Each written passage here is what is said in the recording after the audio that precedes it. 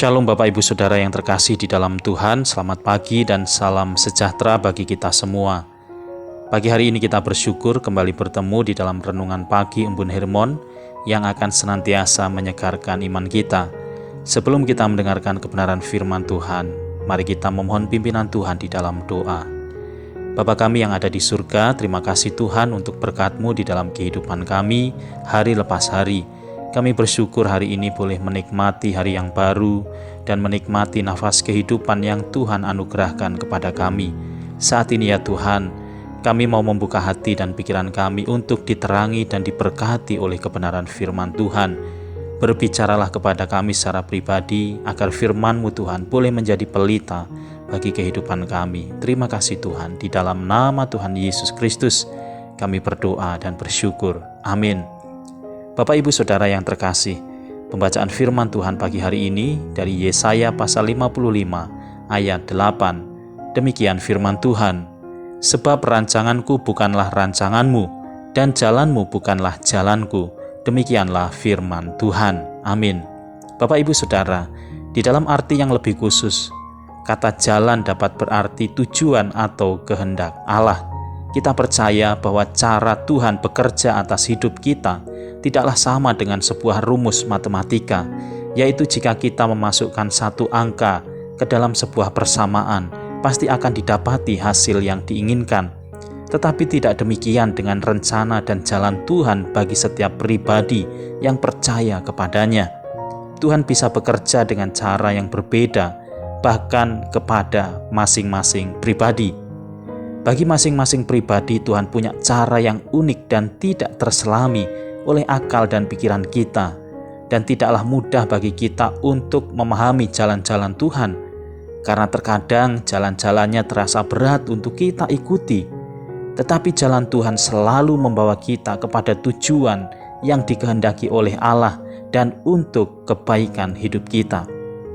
Pemazmur berkata dalam Mazmur 25 ayat 10, segala jalan Tuhan adalah kasih setia dan kebenaran bagi orang yang berpegang pada perjanjiannya dan peringatan-peringatannya.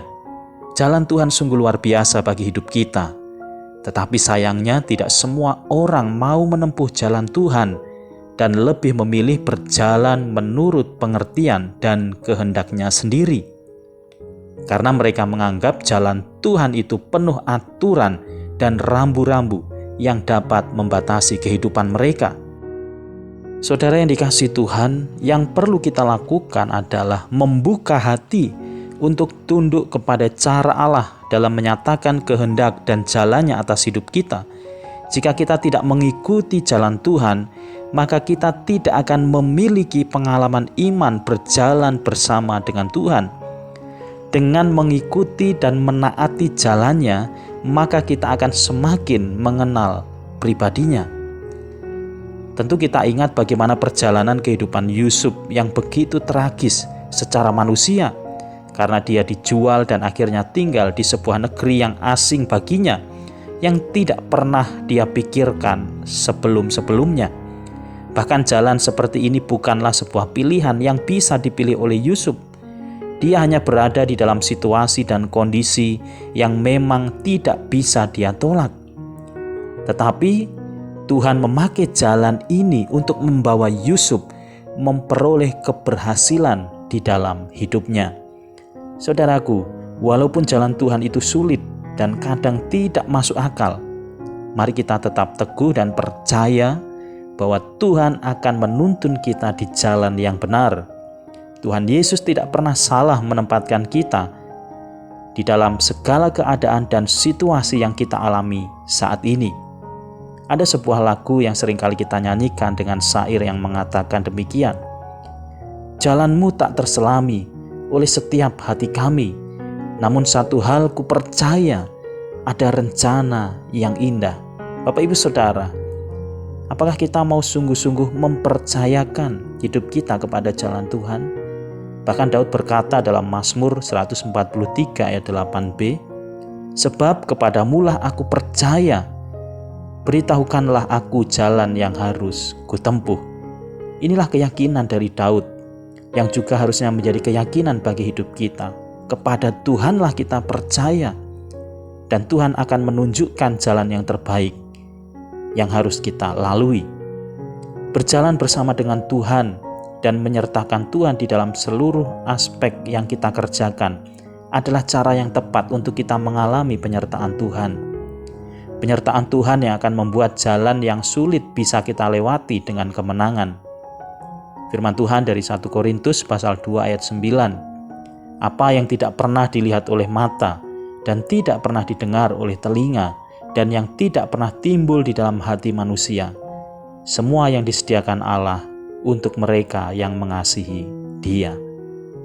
Bapak, Ibu, Saudara, mari kita mengasihi Tuhan dengan cara kita mengikuti jalan-jalan Tuhan, mengikuti setiap kehendak-Nya di dalam hidup kita, karena kita percaya bahwa Tuhan menyertai hidup kita.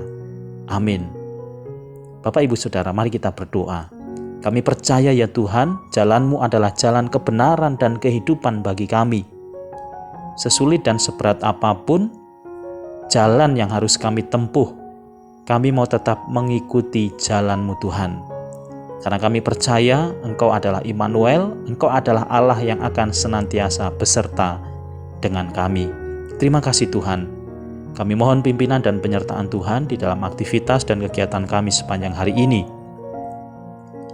Kiranya Tuhan memberkati baik pelayanan, pekerjaan, keluarga, pendidikan, dan juga pergumulan kami masing-masing. Ulurkan tangan kasih-Mu bagi kami ya Tuhan, dan jamahlah setiap kami yang saat ini sedang mengalami kelemahan secara jasmani ataupun secara rohani. Kami percaya di dalam kuasa bilur darah Yesus, kami dipulihkan dan mengalami kesembuhan. Dan jika ada di antara kami yang saat ini sedang mengalami kesusahan, kesedihan, ataupun duka cita, biarlah penghiburan dari Roh Kudus yang akan menguatkan kami. Terima kasih ya Tuhan.